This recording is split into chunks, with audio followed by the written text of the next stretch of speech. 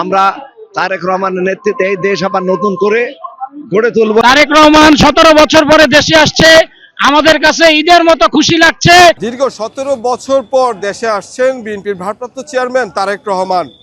আর তার আগমনকে কেন্দ্র করে ইতিমধ্যেই আমরা দেখছি রাজধানীর বিমানবন্দর এলাকায় বিএনপির নেতাকর্মীরা এসে ভিড় করছেন এবং তাকে সংবর্ধনা দেওয়ার প্রস্তুতি নিচ্ছেন।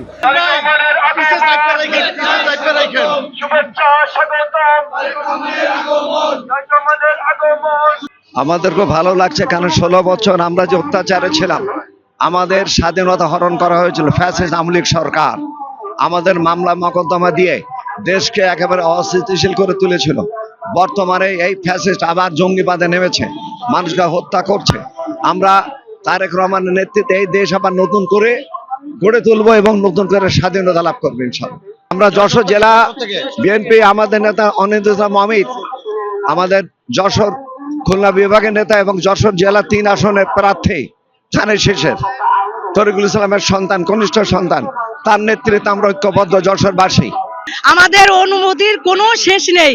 মনে হচ্ছে যে নতুন আবার ঈদের একটা আমেজ আসছে আমাদের বাংলাদেশে। যে অবস্থা ছিল আমাদের নেতাকে 17 বছর অতিক্রম করে আজ বাংলাদেশে আছে, দেখেন কত নেতাকর্মী দাঁড়িয়ে আছে বা অনেক নেতাকর্মী জায়গা দিয়ে ঠাঁই পাচ্ছে না।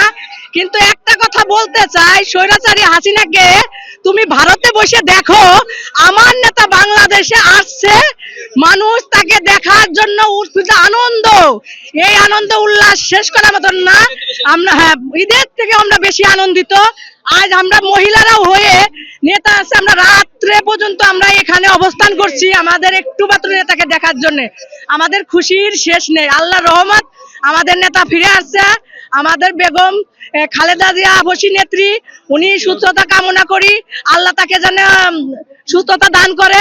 আমাদের নেতা আমাদের মাঝে ফিরে আসুক। আমরা চাই আমাদের ধানের শীষে তাকে জয়যুক্ত করে আমাদের নেতাকে আমরা আবার এই দেশের প্রধানমন্ত্রী হিসেবে দেখতে চাই। আসসালামু আলাইকুম। বিমানবন্দর থানা জাসাসের পক্ষ থেকে শুভেচ্ছা এবং অভিনন্দন। তারেক রহমান 17 বছর পরে দেশে আসছে, আমাদের কাছে ঈদের মতো খুশি লাগছে এবং আমরা সবাই এই খুশিতে আনন্দিত। তারেক রহমানের শুভেচ্ছা জানানোর জন্য আমরা সবাই অধীর আগ্রহে অপেক্ষা করছি।